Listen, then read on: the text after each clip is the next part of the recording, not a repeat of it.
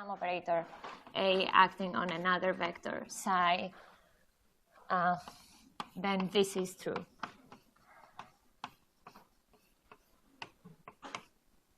So let me explain a bit better what I meant by this.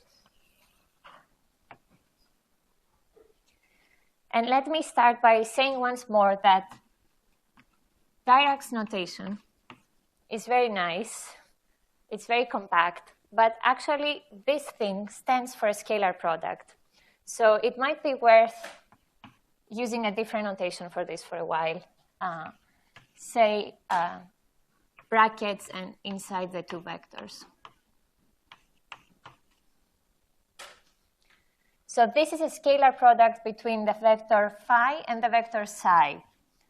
And written in this way, phi actually represents this mapping from phi psi to the scalar product of phi and psi. This is why bra phi belongs to the dual space. Now, what is the definition of the adjoint operator?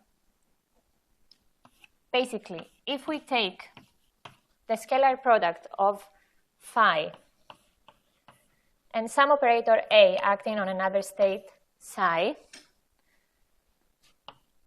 then the complex conjugate of this should be equal to the adjoint of the operator acting on phi, scalar product with psi. This is the definition. So let me see, what notation was I using? This is chi. This means that scalar product between phi and chi should be equal. Wait, no, this is not what I want.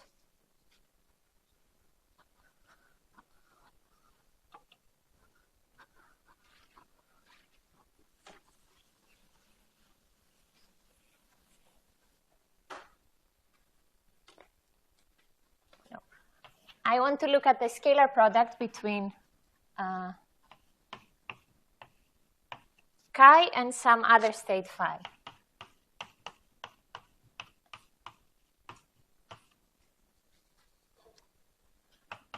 So this is the scalar product between A acting on psi and phi. Now, taking this definition of the adjoint operator, and keeping in mind that the adjoint of the adjoint is the operator itself,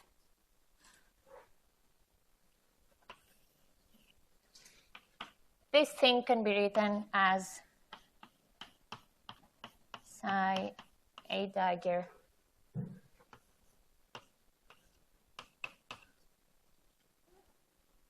phi star. Or if we switch the order of the two vectors, we just remove the complex conjugate, and this becomes A dagger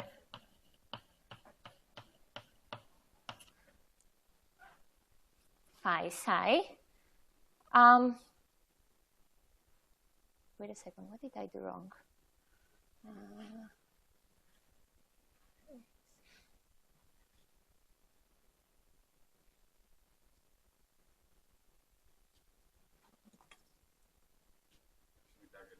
Sorry, one second. No,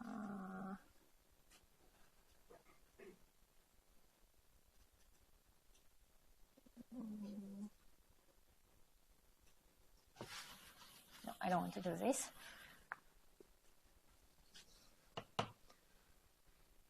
So now this thing can be written as psi A dagger phi. Wait a second.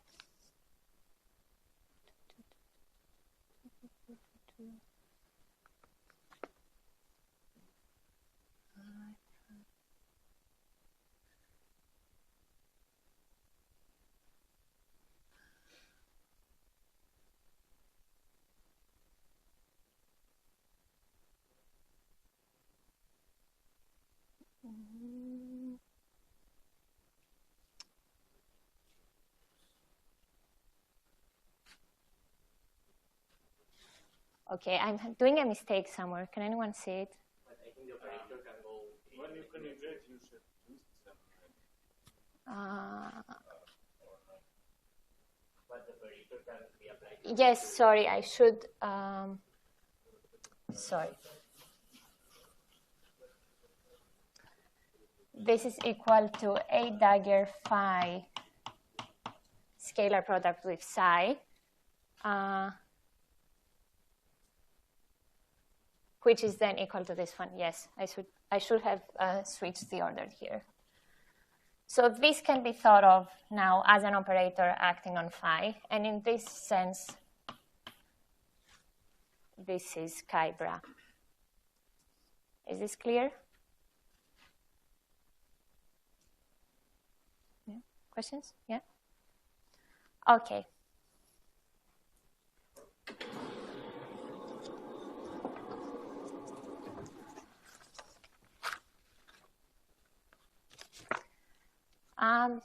So let's move to something else. And I want to talk a little bit about notation and indices.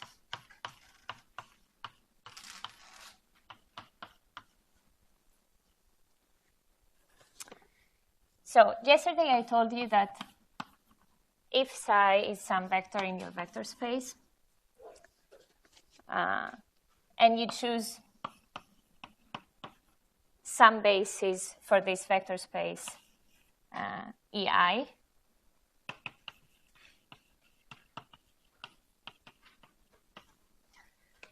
and for now, let's suppose that this is a finite dimensional vector space.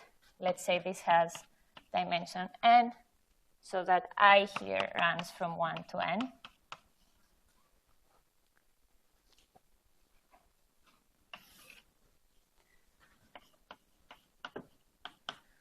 Then the vector psi can be expanded in this basis, and it will be a sum over I running from 1 to n of psi i's. These are just numbers. They will be complex numbers if this is over the field of complex numbers, times the vectors of the basis. And a nice way to write this is to express this thing as a line vector.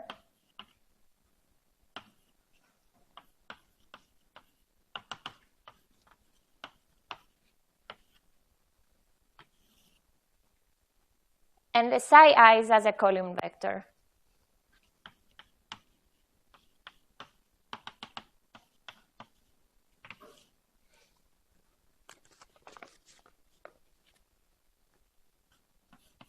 In this sense, we associate psi with the column vector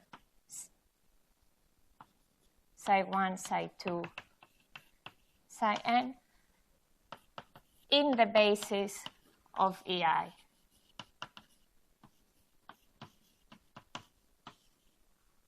Right? Whenever we write any vector as a column vector, it must refer to a specific basis. Now, note that we use raised indices. I is raised here to indicate column vectors.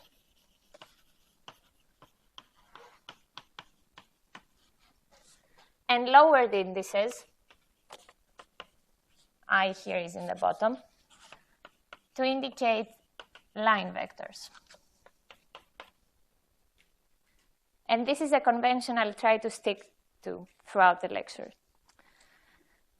Now, another convention, known as the Einstein summation convention, is that whenever you have two repeated indices, and usually it's one raised and one lower index, then you don't need to write the sum. Summation is always assumed.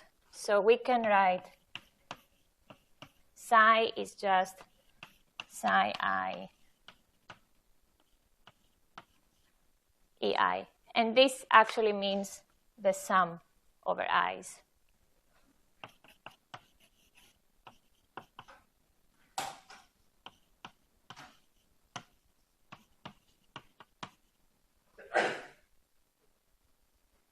Okay.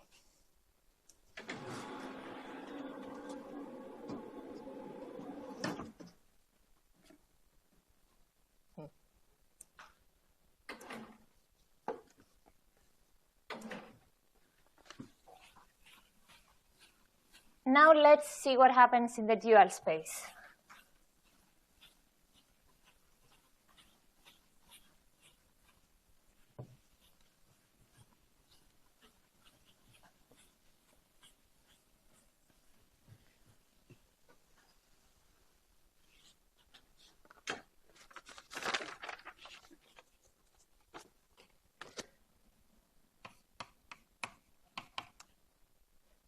Starting from this,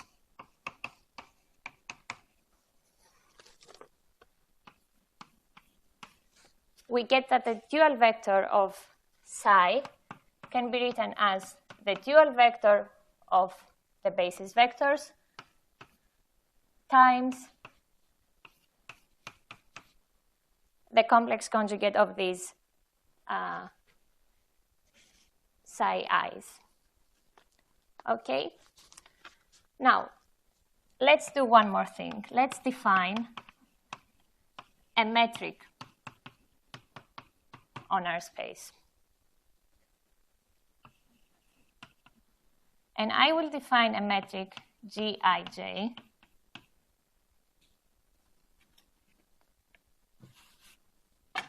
as the scalar product between two vectors out of the basis, Ei and Ej. Or if you want, you can also write it like this.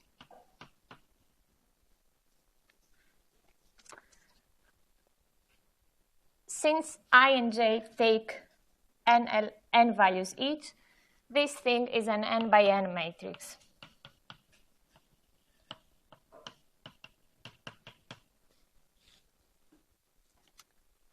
Furthermore, I want to define the inverse metric.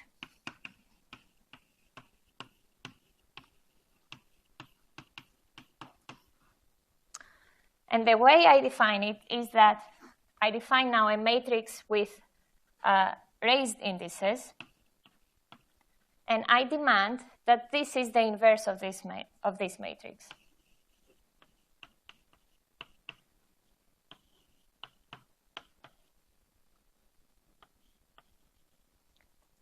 Delta Ik is the identity matrix is the identity n by n matrix.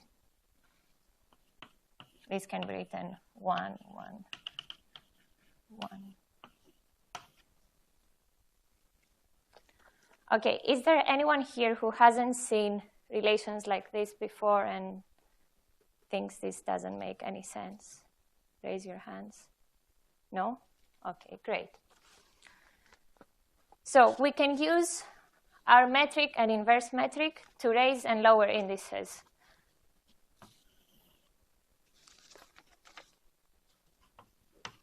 I can lower the index on psi using Gij. And of course, you can check that this is equivalent to psi j equals Gij. Psi I. Similarly, I can raise the index in EI using, again, the inverse metric.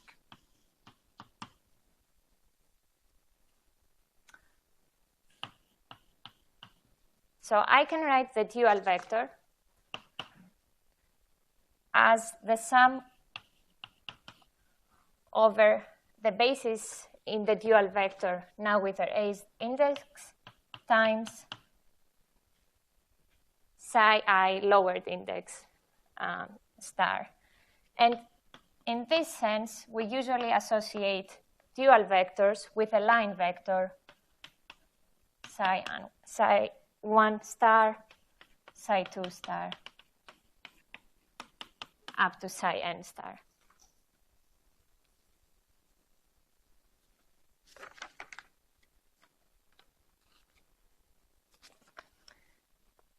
Again, this thing has a lowered index, so it is a column vector, it is a line vector, whereas EI would be now a column, E1, E2, etc.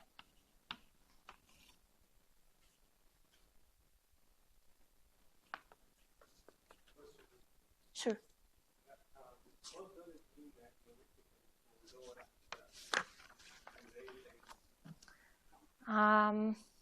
Okay.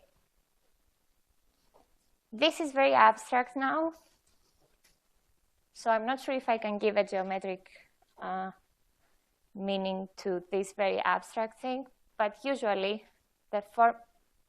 Do you have a question or?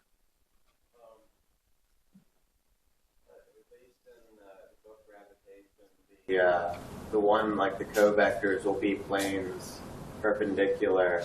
So if you have a direction x, then the plane perpendicular to x is what you think of the covector as, and then the vector, well, then the inner product between a vector and a covector is how many planes a vector penetrates. So if the covector is bigger, then you think of the planes as being denser, so that way the vector penetrates more planes. And if they're orthogonal, then it won't go through any planes because it won't be normal to the surface. So that would be one thing. I was about to say something different, that usually in, say, in general relativity, when we talk about, usually we refer to column vectors as contravariant vectors and these things as covariant vectors. So the idea is that if you have any vector in your space, say a contravariant vector, there is a specific rule for the way that it transforms under general coordinate transformations. So everything with a raised index transforms according to this rule. Everything with a lowered index transforms according to another rule. They are kind of the inverse rules. That would be another interpretation. I don't know if, David, you want to say something more? So can I just, so I guess the metric lets us define angles between vectors. Mm-hmm. So the inverse metric lets us define angles between covectors. Co-vectors. Sorry, I didn't hear what. He said that the metric, let us define angles between vectors, and in the same sense, the inverse metric allows us to define angles between covectors. In the dual space.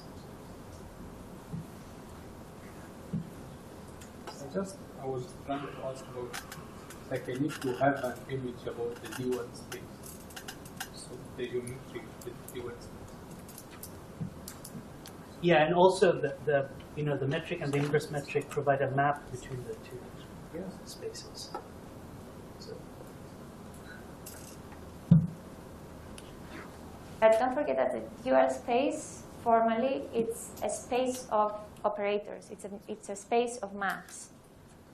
This thing, we write it as a vector, and it is indeed a vector space, but it is a map from the original vector space to, say, the complex numbers or the real numbers.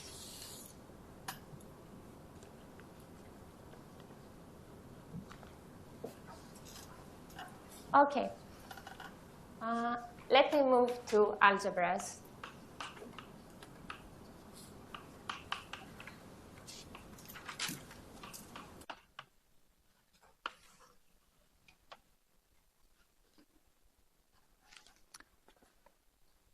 So let's start from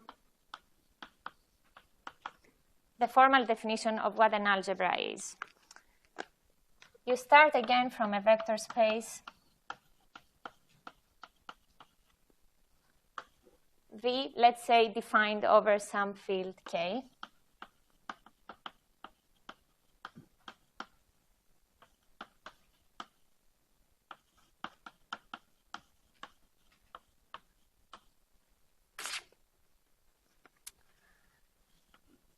And you also give a law of composition of two vectors in this vector space.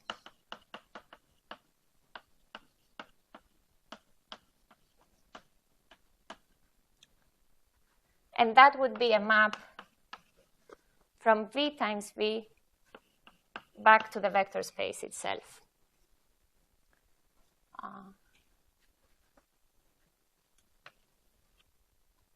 So if U and V are vectors in V, and somewhere around here, I will stop using, at least for a while, Dirac's notation. So no more bras and cats. U and V are vectors. And for now, I denote this law of composition, call it multiplication, by a dot. U dot V also belongs to the same vector space. There are two requirements for this multiplication. One is that if alpha and beta, let's say, are just numbers, they belong to the field,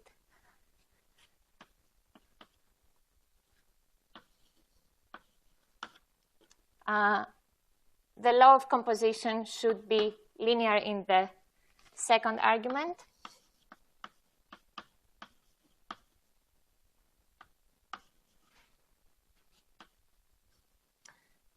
And actually, it should also be linear in the first argument.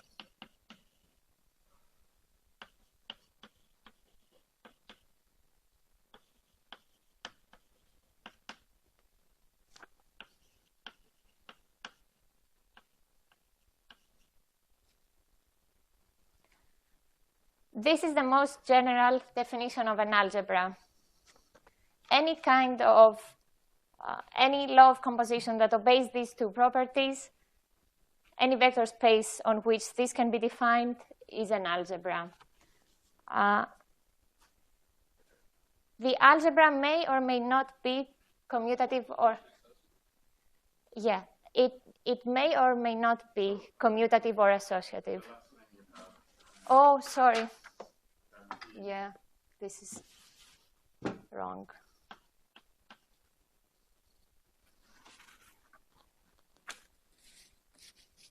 So it may or may not be commutative and associative.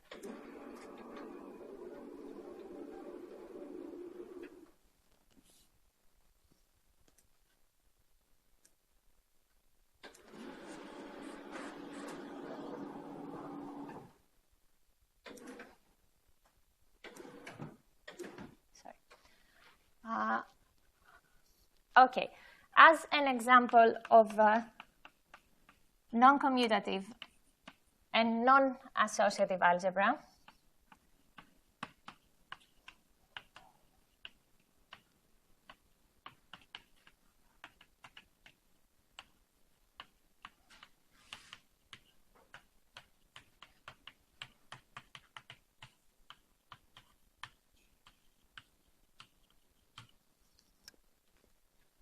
take the usual 3D space, Euclidean space,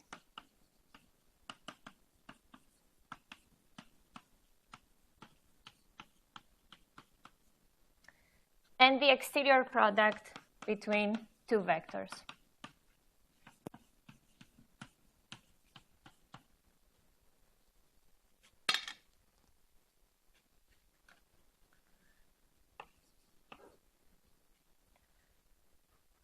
Now, let me write every vector in this space as ui, ei, where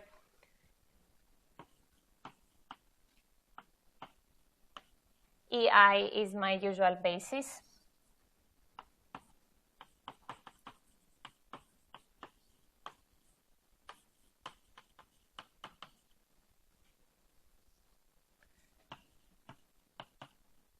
Then the exterior product is defined in this way. U cross V is equal to U cross V EI, with the ith component of U cross V being epsilon I jk uj vk, where epsilon ijk is the total antisymmetric tensor in 3 dimensions.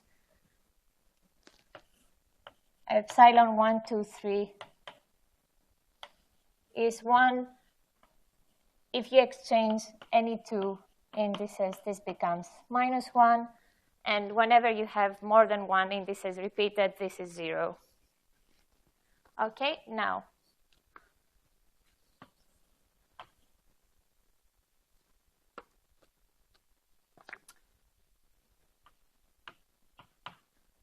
we know that this is non-commutative.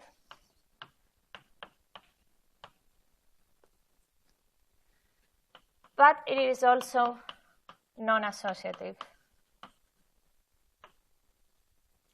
And you can check this by taking the difference of U cross V together and then cross W minus U cross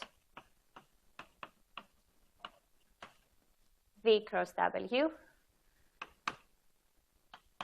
And the answer to this is U dot V times W minus V dot W times U, where U dot V is the usual scalar product, UI, VI.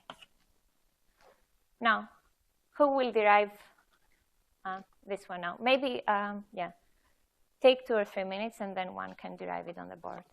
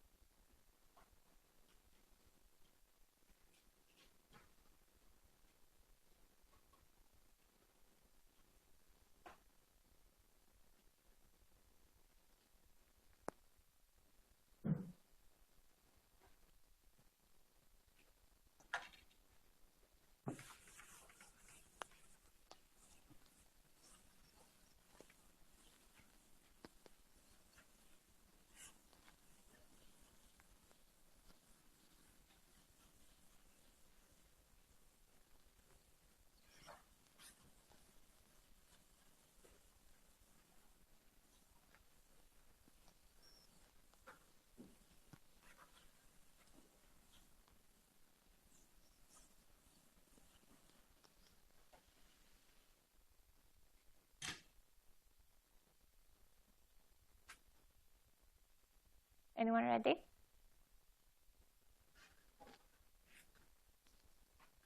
Do you want to use this blackboard? Just, we need to find this U cross V cross W minus U cross V cross W. Thank you. So I wrote it into components. Mm-hmm.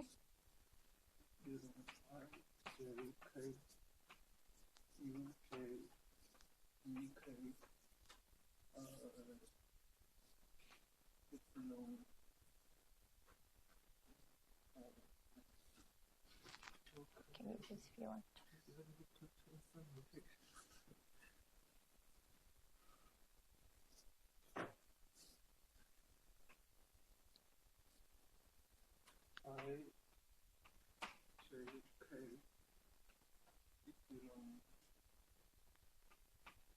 L N U L E N W K minus epsilon I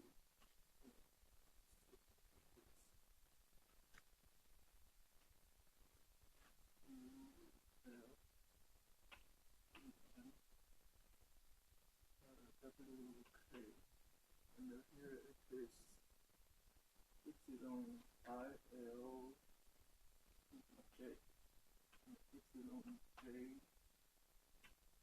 MK, Yes. and ultimately since epsilon I J K, epsilon J L N minus epsilon I L J, epsilon J M K. Okay. U L E N W K, and we change the order of the indices. Mm-hmm. We change the Yes, you are allowed to I do here, any cyclic permutations of whatever you want. Yeah. and this remains the same. L M, and here we change this I and J. J L I J M K. Okay. So it's the same. So just change your your Yes. things here too. And then we use the identity. Epsilon I J K multiplied by epsilon I J prime K prime. This equals to delta J prime delta J K prime minus delta J K prime delta J prime K. Mm-hmm. So we just expand it into deltas. Epsilon I L,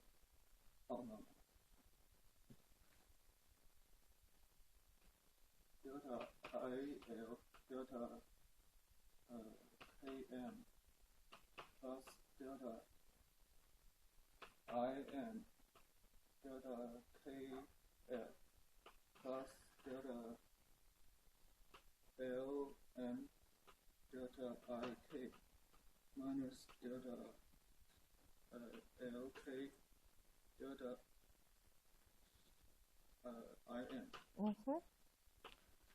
And this is U L E N K. Okay. Mm-hmm. And this becomes minus U I Mm-hmm.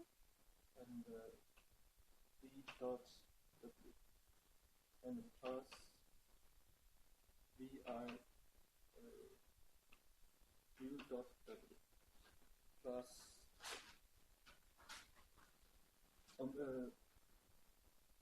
W I U dot V and minus V I U dot W.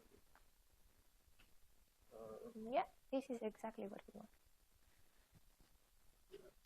Cancel. That's Yeah. what I'm- Yes, this is what we wanted. Oh. These two cancel out. Thank you very much.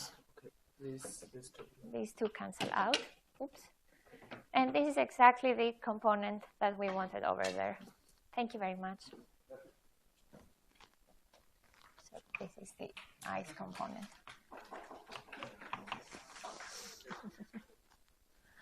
Thank you. Okay. Where was I?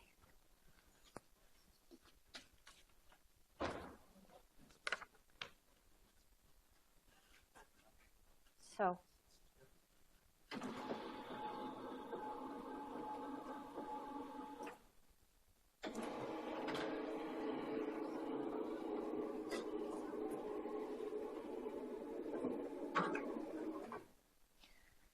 now let's go back to an abstract finite dimensional algebra A.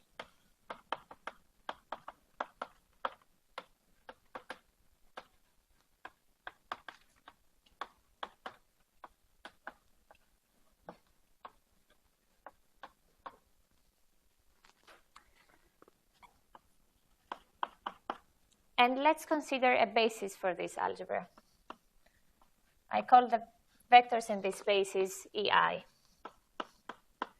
I will run from 1 to n.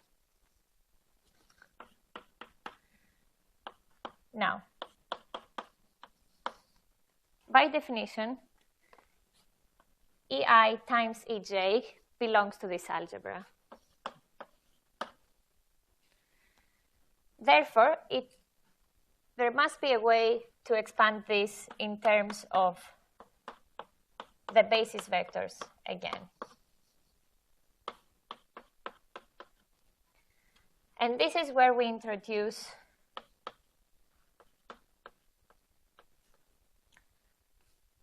what are known as the structure constants, CKIJ.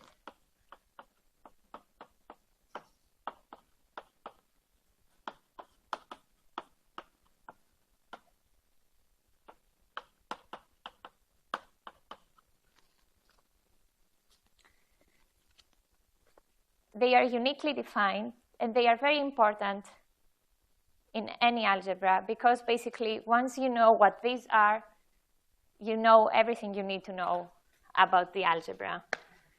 And this is the most common way to define an algebra as well.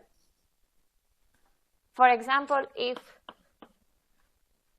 A is some element in this algebra and B is another element,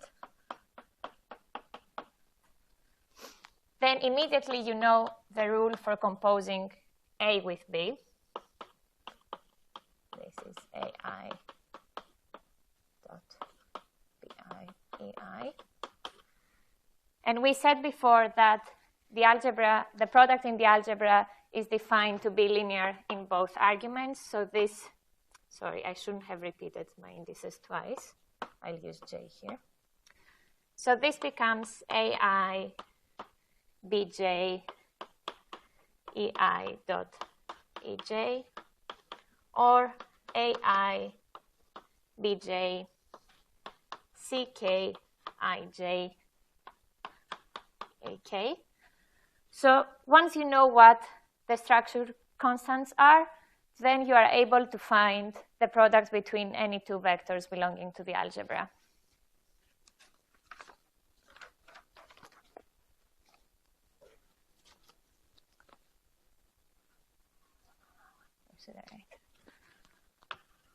For example,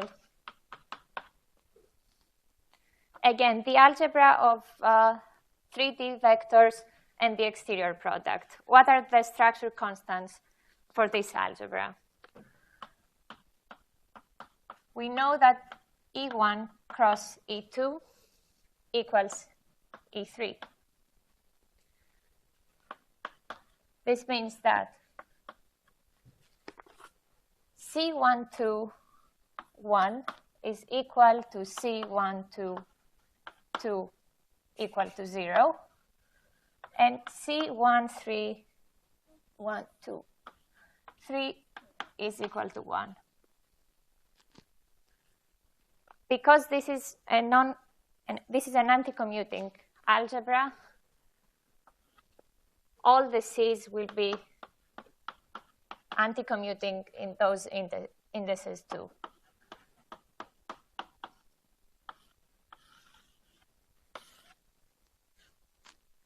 And similarly, we can find all the other structure constants. Okay.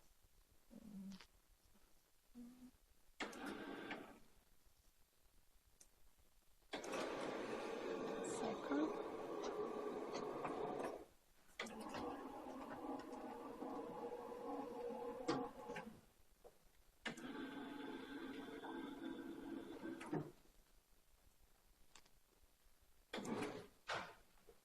I don't care any longer about the upper board. That's why I have it there.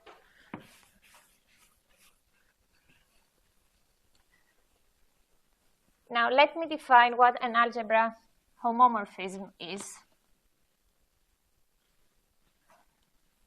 Basically, it is a map from one algebra to another that preserves the multiplication rules.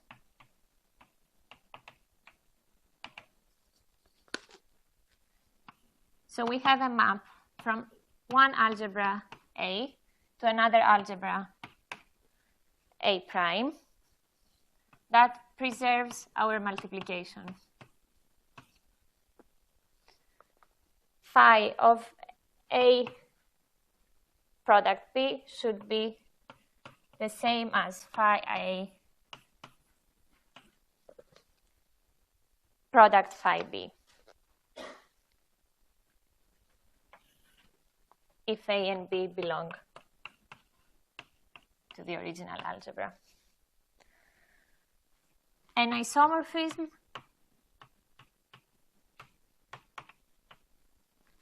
is exactly the same thing, but it is also one-to-one and onto.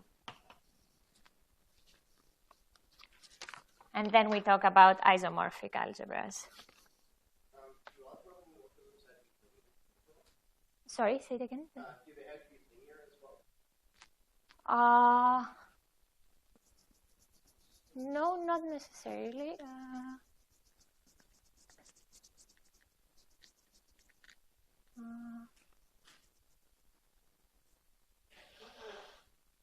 I wouldn't say so, no.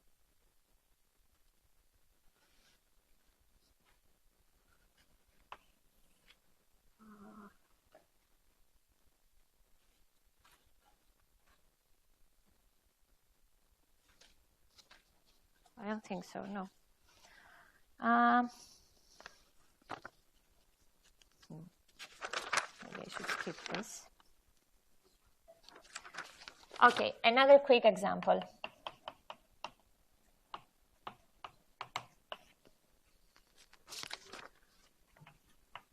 Complex numbers. They are a commutative and associative algebra.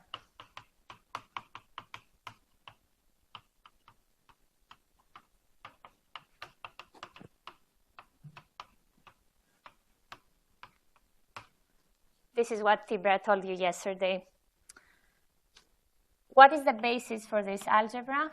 It's 1 and I. And what are the defining relations? 1 times 1 equals 1. 1 times I equals I times 1 equals I. And I times I equals minus 1,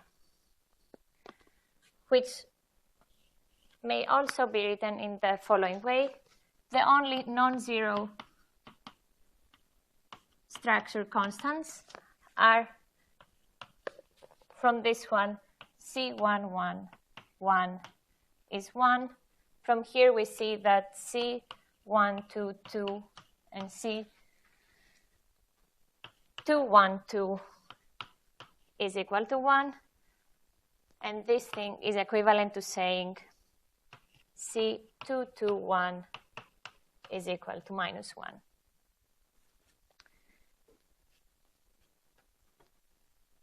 And now an example of an isomorphism.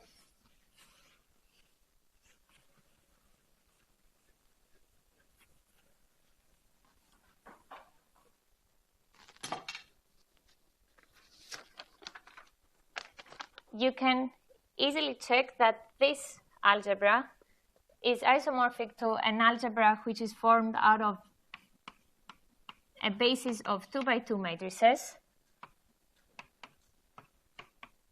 I and J, which I define to be 0, 1, 1, 0,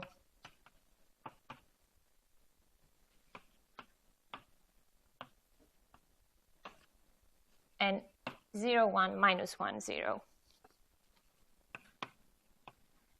It's not hard to check that, first of all, I times I equals I, because this is the identity. I times J equals J times I equals J, and J squared equals minus I. these two algebras have exactly the same structural constants. And you can check that if I define this map from the complex numbers to, let's call this thing A,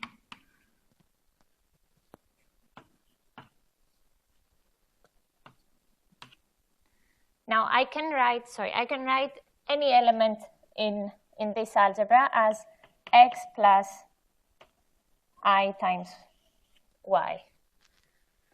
So I can define a map from the complex numbers to A as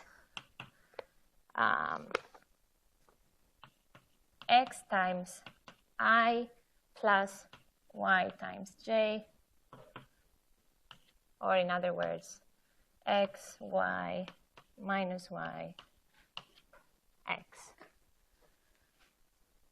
Now, one thing that I can leave as an exercise here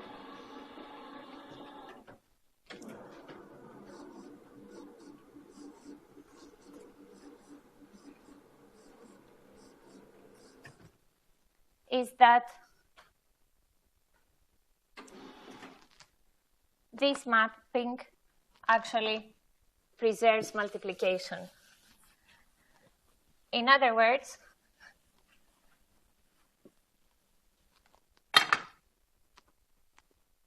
what I would like you to do is to use the multiplication law that defines the algebra, the complex numbers algebra, and find what x plus iy times u plus iv equals to. And then check that phi of x plus iy times phi of u plus iv actually equals to phi of x plus iy times u plus iv.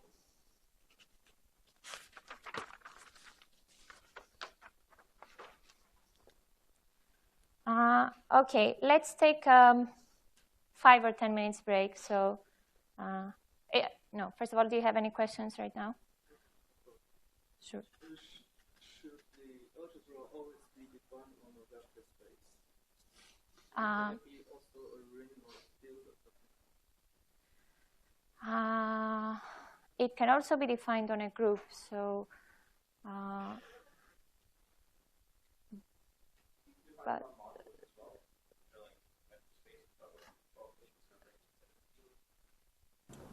so apparently yes.